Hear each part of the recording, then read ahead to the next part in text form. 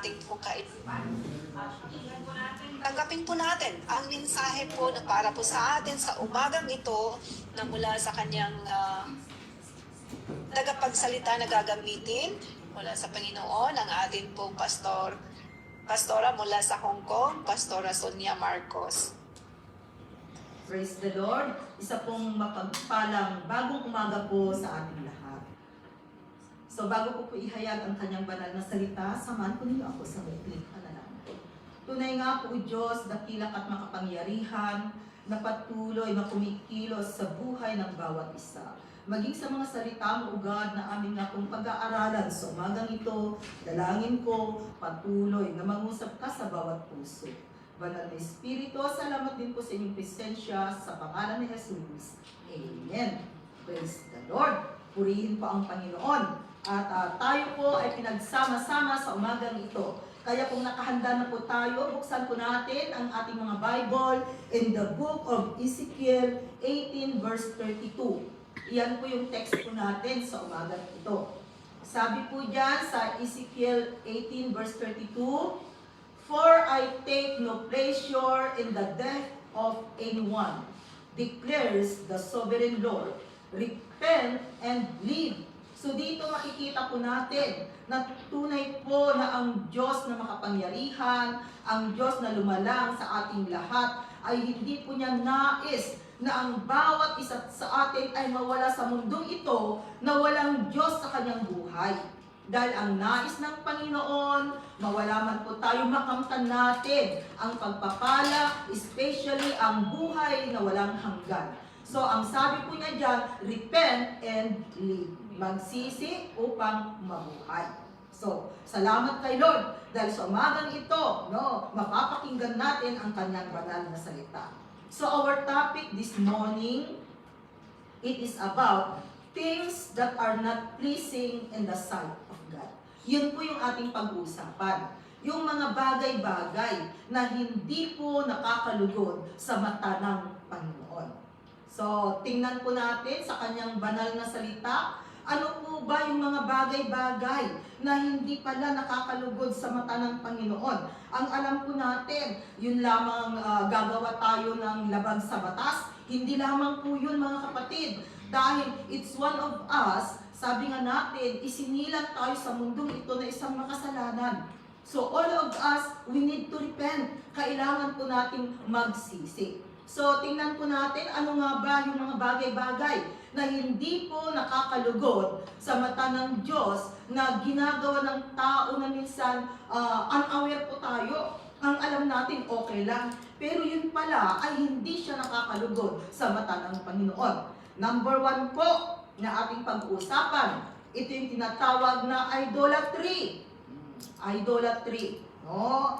Ano po ba yung tinatawag na idolatry? So tingnan po natin ang kanyang salita in Exodus 20 verses 3 to 5. Makikita po natin dito kung ano nga ba yung idolatry na ayaw ni Lord. Sabi diyan, "You shall have no other gods before me." Ayan. Ang nais ni Lord, siya lang talaga yung maging Diyos natin. Verse 4, sabi niya ulit, "You shall not make for yourself an idol in the form of anything in heaven above, or on the earth beneath, or in the waters below." Ayan, huwag daw po tayong gumawa ng mga idols na ating mga sinasamba. And then in verse 5, sabi niya, "You shall not bow down to them or worship them." Ayan, ayaw ni Lord na sinasamba natin yung mga gawa ng tao na ang sabi ay Diyos pero hindi po siya Diyos. So sabi diyan, "You shall not bow down to them or worship them. For I, the Lord your God, am a jealous God, punishing the children for the sin of the fathers to the third and fourth generation of those who hate me." So dito makikita po natin, ito po yung makikita natin na number 1 na galit ang Diyos, no? Dito, because this is one of the 10 commandments of God. Nang sabi doon, huwag tayong sumamba sa mga Diyos-Diyosan na ginawa ng tao. Ika nga, may mata pero hindi nakakakita, may bunganga pero hindi nakakapagsalita, may paa pero hindi nakakalakad, may tenga pero hindi nakakarinig. No? Kundi sabi doon sa ating binasa, huwag tayong sasamba. Dahil ang Diyos po, mga kapatid, no? Ang nais ng Panginoon, direkta po tayo na magpuri sa Kanya. Direkta tayo na manalangin sa Kanya, humingi ng awa at habag. Hindi na po kinakailangan na gumamit tayo ng mga kung ano-ano yung mga ginagamit natin, even in our prayers, na gumagamit tayo ng mga prayer book, mga bagay-bagay na gawa ng tao. Kundi ang nais ng Panginoon, direkta po tayo. Kaya nga po sa ating pananalangin, talagang taimtim yung ginagawa natin. No? Pipikit tayo, lulod tayo, hindi direkta tayo na mananalangin sa Panginoon. Kasi yun po yung nais ng Panginoon. Hindi na po tayo gumagamit ng kung ano-anong mga prayer books na yan, kung mga gamit. Hindi na po, kundi ang ginagawa natin, taos sa puso. Galing sa puso na pakikipag-usap sa Panginoon. Yun po ang nais ni Lord. Yung tayo po ay magpuri sa Kanya ng buong puso at katotohanan. Remember, God is looking for a true worshipers. Those who will worship Him in spirit and in truth. So, ang kailangan lang po natin yung magkaroon tayo ng espiritu ng Diyos na manahan sa buhay natin, at ang Espiritu ng Panginoon, yan po ang magtuturo sa atin ng tamang pagpupuri sa Diyos na buhay. Ano yung katotohanan? It is the Word of God. Kaya nga po tayo nag-aaral sa salita ng Panginoon upang sa ganoon ay malaman natin ang mga bagay-bagay na nais ni Lord at yung mga bagay-bagay na hindi nais ng Panginoon. Katulad ngayon, ang topic po natin ngayon, sabi ko nga, things that are not pleasing in the sight of God. So, ayan, sabi natin, number 1 natin ay idolatry. Alam pala natin na hindi nalulugod ang Diyos pag tayo po ay sumasamba sa mga Diyos-Diyosan. That is the Word of God, mga kapatid. Ang batayan po natin ay ang Biblia. At naniniwala po tayo na ang Bible, it is the Word of God. Na ang nakasulat doon ay kinakailangang sundin natin, dahil kung susunod tayo sa salita ng Panginoon, sabi ni Lord, ibibigay ko ang pagpapala sa buhay ninyo. Okay? Number 2. Yan, number 2. No? Na tingnan po natin sa salita ng Panginoon na hindi pala nalulugod ang Diyos. Alam po ba ninyo kung ano ito? Number 2. Ito yung tinatawag na eating blood. Yung pagkain ng dugo or dinuguan. Sandali. Ay masarap yung dinuguan no? Pero sabi nga, ang pinag-uusapan nga natin, mga kapatid, yung mga bagay-bagay na hindi nalulugod ang Diyos. Na sa Kanya, pag ginawa natin ito, ay kasalanan. Di ba yung text natin, sabi kanina, repent and live. So, gusto pong ihayag ng Panginoon. So, maaaring hindi pa po natin napakinggan na hindi pala nalulugod ang Diyos sa pagkain ng dinuguan. Pero this morning, malalaman po natin na tunay na ito ang sabi ng Panginoon. Sabi doon sa Genesis 9, verses 3 to 5. Okay, tingnan natin ang salita ng Panginoon na nagpapatunay po na ayon ni Lord. Kasi sabi niya dyan, ito ang utos ng Panginoon. Everything that lives and moves will be food for you. Just as I gave you the green plants, I now give you everything, sabi ni Lord. And then in verse 4, sabi niya dyan, but, tingnan niyo, but you must not eat meat that has its lifeblood is still in it. So, ibig sabihin, pag nagkatay pala tayo ng baboy, kambing, or yung mga inuulam nating mga karne, kinakailangan pala natanggalin natin ang dugo.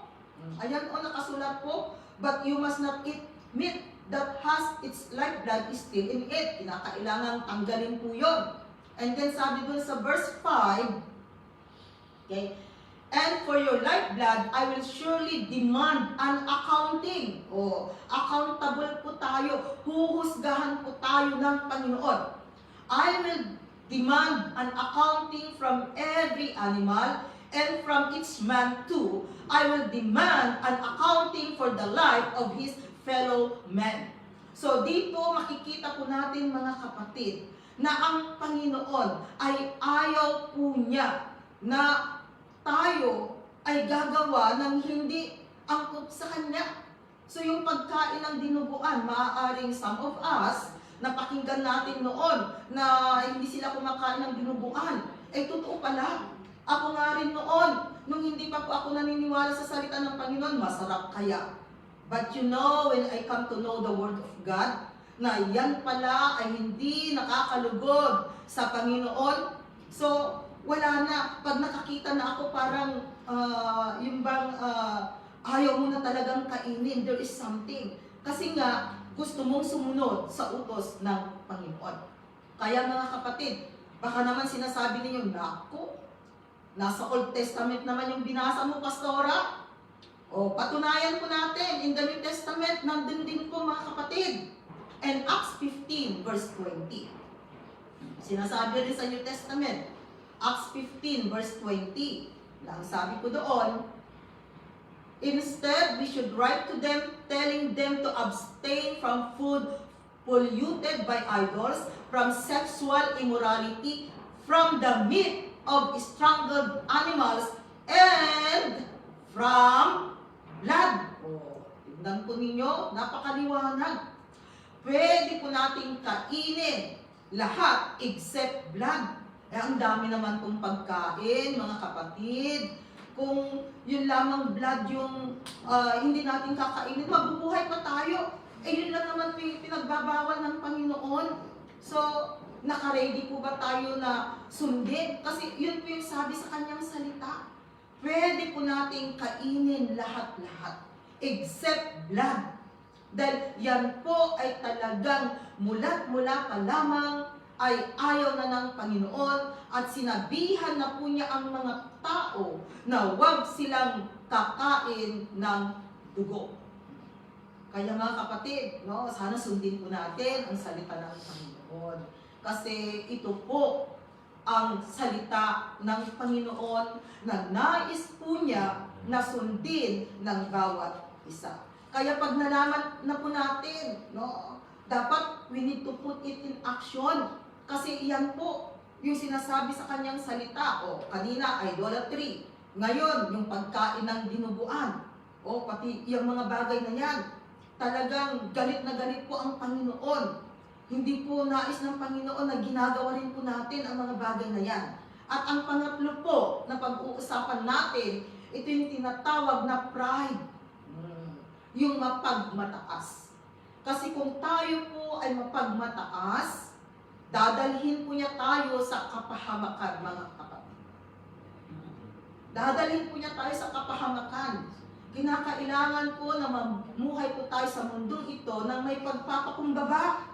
So yung pagiging mataas, yung pagiging mayabang, ay napapahamak po tayo dyan. So galit po ang Panginoon sa mga mayayabang na tao. Sabi po doon sa Proverbs 11 verse 2, sabi doon sa Proverbs 11 verse 2, okay, sabi niya ulit, when pride comes, pag dumating po ang pagmamayabang, then comes disgrace. But with humility comes wisdom. So tunay na yung pagiging mayabang, ipapahamak ka. Samantalang yung pagpapakumbaba, sabi diyan, nagbibigay po ito ng karunungan, nagbibigay ito ng katalinuhan. Kaya dapat i-apply po natin, mga kapatid. Kasi kung tutuusin, wala po tayong dapat ipagmayabang. Kasi ang Diyos po na lumikha sa bawat isa sa atin ay isang Diyos na mapagpakumbaba. So, ganun din po ang nais niya sa bawat isa sa atin magpakumbaba. Dahil kung tayo po ay nagpapakumbaba, mga kapatid, malalayo po tayo sa kapahamakan, maging sa mga away. Yun bang kung meron ka lang narinig na hindi na maganda sa pandinig, di ba minsan nakaka-high blood siya? Pero alam po ninyo, pag na-maintain po natin yung pagiging humble, yung pagkakaroon po ng mababang loob, no? Nandun po na nakokontrol po tayo, mga kapatid. Kaya napakainam po na maging mapagpakumbaba tayo dahil nakakapagpasensya po tayo. Hmm? So, ito po ay hindi po nalulugod ang Panginoon pag meron po sa atin dito yung mapagmataas.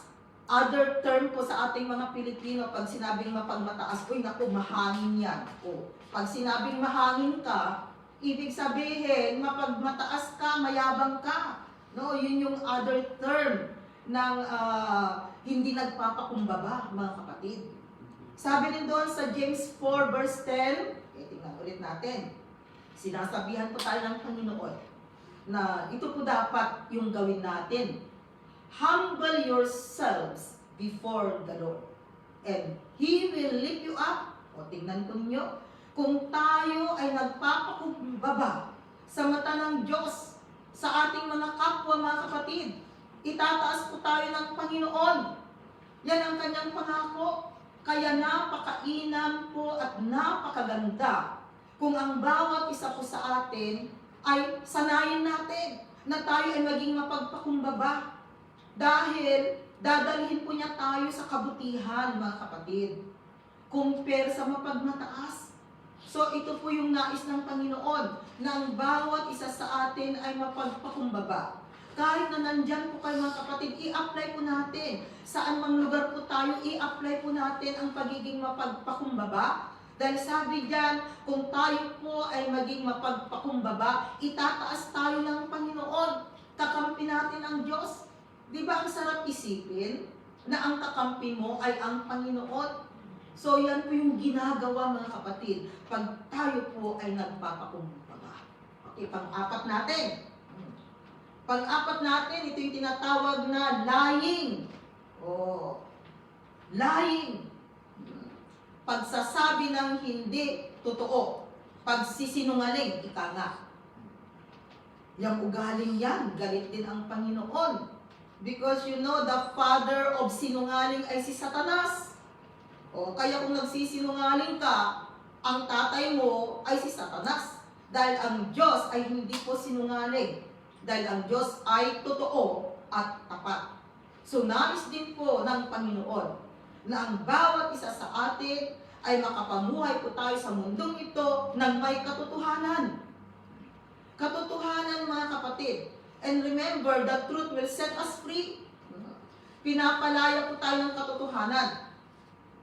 Pag lumabas ang katotohanan, mapapalaya. Praise the Lord. So sabi po doon sa kanyang salita in Proverbs 12 verse 22. Okay, Proverbs 12 verse 22. The Lord detests lying lips, but He delights in men who are truthful. O, so dito talagang galit ang Panginoon sa mga sinungaling, sa mga taong hindi nagsasabi ng totoo. Galit ang Panginoon, mga kapatid. So hindi ko po alam, maaaring meron sa inyo dyan, kaya nandyan po kayo dahil may mga taong nagsinungaling na sinabi na meron kayong ginawang hindi tama, kaya kayo napadpad dyan. No? Ipasakamay na lang po ninyo, mga kapatid. Kasi pala ang pagsisinungaling, ay nakita natin dyan, nabasa natin, naggalit ang Panginoon. Dahil ang nais ng Panginoon ay katotohanan, dahil ang Diyos ay totoo. Siya ang totoong Diyos, makapangyarihang Diyos. So ayaw ni Lord, mga kapatid, na tayo po ay nagsisinungaling. Galit ang Panginoon. Pero nalulugod ang Diyos sa mga tao na nagsasabi ng katotohanan. Katotohanan, huwag po tayong matakot, mga kapatid. No? Kung tunay na may nagawa, no? Sabihin ang katotohanan. At ang katotohanan po ang magpapalaya sa inyo. Dahil ang katotohanan na yan, gagabayan kayo ng Panginoon. Kasi alam po ninyo, hindi po natin pwedeng i-cover up ang kasinungalingan sa isa na namang kasinungalingan. Ay, hahaba ng hahaba ang kwento. At the end, lalabas din ang katotohanan. So it's better na piliin na lamang po natin ang katotohanan. Mamuhay po tayo ng may katotohanan sa mundong ito. Dahil ang pagsisinungaling, galit ang Diyos.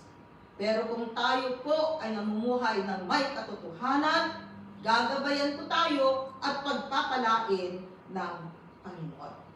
Okay? At ang panglima po natin, the last one, kasi 5 bagay lamang po yung ating pag-uusapan sa umagang ito. Number 5 natin, ito yung tinatawag na unforgiveness. Galit din ang Panginoon sa mga taong hindi marunong magpatawad. Ano man ang sitwasyon, ano man ang nangyayari sa atin, we need to forgive, mga kapatid. Patawarin ang mga taong nagkasala sa atin. Ang mga taong sila ang dahilan kung bakit nalugmok po tayo sa buhay natin. Ang mga tao na sumira sa buhay natin, what we need to do is to forgive them. Dahil ang unforgiveness, ang hindi pagpapatawad, galit ang Panginoon. Sabi po doon sa Matthew chapter 6, verses 14 to 15. Sabi sa kanyang salita, "For if you forgive men when they sin against you, your heavenly Father will also forgive you." Kaya kung tayo po ay nagpatawad sa ating kapwa, ibig sabihin, patatawarin din po tayo ng Diyos. O, di ba? Kung mapatawad natin yung isang tao nagkasala sa atin, no? Isang tao lamang patatawarin natin yung nagkasala. Sabi diyan, in return, patatawarin tayo ng Panginoon. Eh kung tutuusin, ang dami nating ginawang kasalanan, mga kapatid, no? Hindi nga mabilang, no? The way we talk, maging sa pananalita, yung mga action natin, yung mga behavior natin, no? Yung mga mata natin minsan nagkakasala kung ano-anong nakikita, no? So, ibig sabihin, no, patatawarin tayo ng Panginoon, pero bago po tayo patawarin ng Diyos, magpatawad tayo. Dahil yan ang sabi sa verse 15. "But if you do not forgive men their sins, your Father will not forgive your sins." So we don't have any option. Wala po tayong pwedeng pagpilian, mga kapatid. Hindi natin pwedeng sabihin na, "Lord, hindi ko siya patatawarin," pero humihingi ka naman ng kapatawaran sa Panginoon. So ibig sabihin, it's useless. So we don't have any option but to forgive others in order that we will receive also forgiveness that comes from the Lord. Kaya mga kapatid, palayain na po natin yung puso natin. Dapat yung puso natin right now ay isang pusong dalisay, isang pusong kalugod-lugod sa Panginoon, isang pusong malinis. Ang unforgiveness, that is an example of basura na nakatago sa puso. Nais mo ba na patuloy na magkakaroon ng basura sa puso? That is an example of basura, unforgiveness, lying, mga basura yan, mga kapatid, na itinatago ng tao sa kanyang puso. So, tanggalin na po natin. Lalo na, kauumpisa lamang po ng year 2026. No? Napakaganda po sana na ang taon nating 2026 ay talagang magpasakop po tayo sa Panginoon. Sumunod tayo sa mga naisin ng Panginoon. Sumunod tayo sa utos ng Panginoon. Dahil kung ang Diyos po ang susundin natin sa buhay natin, mga kapatid, may gagawin siya. Naniniwala po tayo na walang imposible sa Panginoon. Pero bago po natin makamtan yan, gawin din po natin kung ano ba yung mga dapat nating gawin. No? At alam ko po na ang Diyos na lumalang sa atin, ang Diyos na makapangyarihan, ay nais niyang tulungan ang bawat isa. Binibigyan po tayo ng pagkakataon ng Panginoon. Hindi po nais ni Lord na mawasak ng tuluyan po ang buhay ng bawat isa. Ang nais ng Panginoon, mabigyan po tayo ng pag-asa. At tanging si Kristo lamang po ang nagbibigay pag-asa sa bawat isa sa atin. Kaya mga kapatid, no, mayroon pa tayong time. Meron po tayong pagkakataon na patuloy na maglingkod sa Panginoon. Kaya salamat dahil nabigyan po tayo ng pagkakataon na makapakinig ng kanyang banal na salita. So sa mga salita ng Diyos na ating napapakinggan, nandun po sana mga kapatid, na ito po ay namumunga sa buhay ng bawat isa. So sa umagang ito, ang ating pong pinag-aralan, things that are not pleasing to God. So ano po yung mga bagay-bagay na hindi po nakakalugod sa mata ng Panginoon? Sabi natin kanina, number 1 natin ay idolatry. So hindi nais ni Lord na tayo ay sumamba sa mga Diyos-Diyosan, dahil ang nais ni Lord ay direkta po tayong magpuri sa Kanya galing sa puso, ang nais ng Panginoon. Number 2 na sinabi natin kanina ay huwag tayong kumain ng dinuguan. Ayan, nabanggit kanina, hindi lamang po sa Old Testament, but even in the New Testament, na ito po ay ayaw ng Panginoon. Number 3, ang pinag-usapan natin kanina ay yung tinatawag na pride, yung mahangin, yung mayabang, ayaw ng Panginoon. Ang nais po niya ay magpakumbaba ang bawat isa sa atin. Dahil kung tayo po ay nabubuhay na may pagpapakumbaba, kapatid, ang kanyang pangako, itataas po tayo ng Panginoon. Pang-apat natin, sabi natin kanina, lying. Ayaw ni Lord, yung tayo ay magsisinungaling. Mamuhay po tayo ng may katotohanan sa mundong ito, dahil ang katotohanan ang siya pong magpapalaya sa bawat isa sa atin. At ang panglima natin, ito yung tinatawag na unforgiveness. So ang nais ni Lord, magpatawad tayo sa mga taong nanakit sa atin, sa mga taong gumawa ng hindi tama sa atin. Patawarin natin sila. Hayaan natin na yung puso natin ay mapuno ng pagmamahal. Dahil yan po ang bagay na inilalagat natin sa puso natin, ito yung tinatawag na pagmamahal or love. Kaya mga kapatid, salamat dahil sa umagang ito, napakinggan natin na nangusap ang Diyos sa bawat isa sa atin. So, diyan po nagtatapos ang ating mensahe. Samahan po ninyo ako sa panahon. Panginoon, tunay nga po na mahal mo ang bawat isa. Salamat Lord dahil tinawag mo ang bawat isa at inihayag mo, O God, ang katotohanan na kung kami po ay susunod sa iyong mga salita, nandyan po ang pagpapala na ibubuhos mo sa buhay ng iyong mga anak. Dalangin ko, O God, sa aking mga kapatid, huwag mo po silang pababayaan, patuloy na gabayan, turuan mo sila, O God, na sila po ay makapamuhay ng naaayon sa iyong kagustuhan. Maraming salamat, O God, at sa iyo lamang po ang mataas na papuri sa pangalan ni Jesus. Amen. God bless you. Ibalik ko po sa ating Diyos. Palakpakan po natin ang Panginoon.